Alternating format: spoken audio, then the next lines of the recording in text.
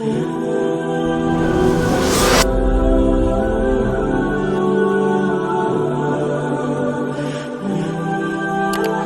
ہم بات کریں گے اسلام کے ایک بہت بڑے اور مبارک تہوار عید الاضحیٰ یعنی بقرہ عید کے بارے میں۔ لیکن کیا آپ نے کبھی سوچا ہے آخر بقرہ عید کیوں منائی جاتی ہے؟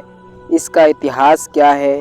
قربانی کا اصلی مقصد کیا ہے اور یہ ہمیں کون سا سندیش دیتی ہے؟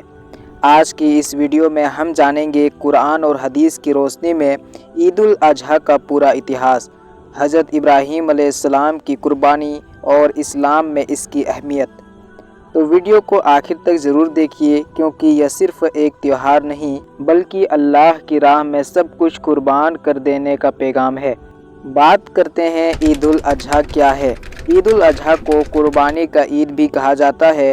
یہ اسلامک کیلنڈر کی آخری مہینہ ذی الحجہ کی 10 تاریخ کو منائی جاتی ہے۔ یہ وہی سمے ہوتا ہے جب دنیا بھر کے مسلمان حج ادا کرنے کے لیے مسجد الحرم اور ماؤنٹ عرفات میں جمع ہوتے ہیں۔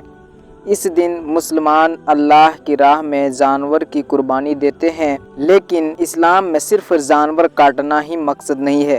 اصل مقصد ہے اپنے دل کی محبت، اپنی اچھائیں اور اپنی سب سے پیاری چیز کو اللہ کے حکم کے سامنے قربان کر دینا۔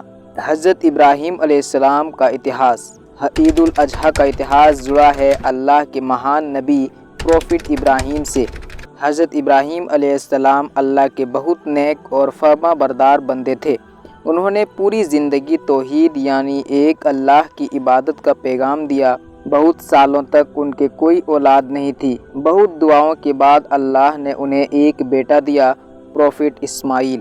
حضرت اسماعیل علیہ السلام ان کے بیحد پیارے تھے، لیکن پھر اللہ نے حضرت ابراہیم علیہ السلام کو امتحان لیا۔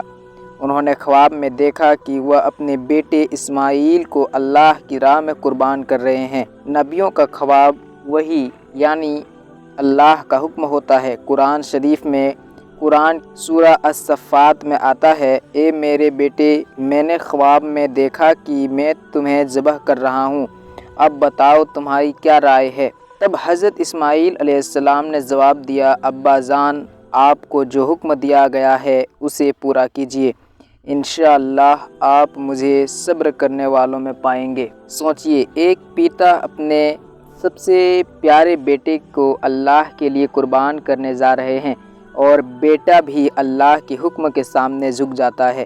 جب دونوں اللہ کے حکم کے لیے تیار ہو گئے تو اللہ نے ان کی قربانی قبول کر لی اور حضرت اسماعیل کی جگہ ایک دمبا بھیج دیا۔ یہیں سے قربانی کی شروعات ہوئی۔ یہ گھٹنا ہمیں سکھاتی ہے کہ اگر انسان سچے دل سے اللہ پر بھروسہ کرے تو اللہ اسے کبھی اکیلا نہیں چھوڑتا۔ اسلام میں قربانی کی اہمیت۔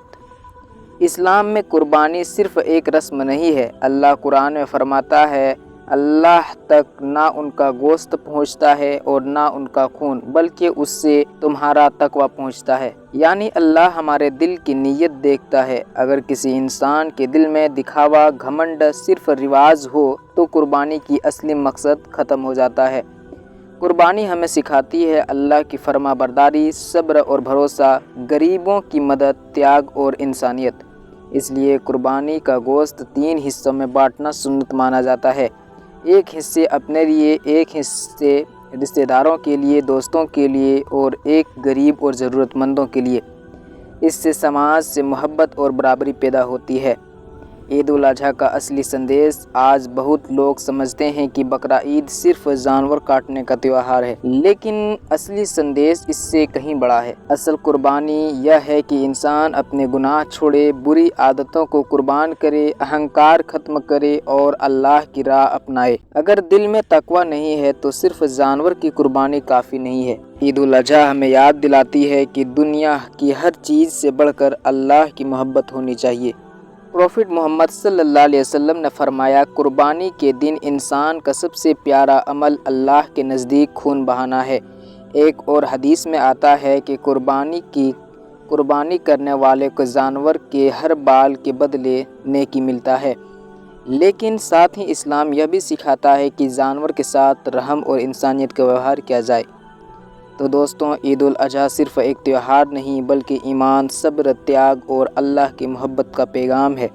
حضرت ابراہیم اور حضرت اسماعیل علیہ السلام کی قربانی ہمیں سکھاتی ہے جب انسان اللہ پر پورا بھروسہ کرتا ہے تو اللہ اس کے لیے بہتر راستہ کھول دیتا ہے۔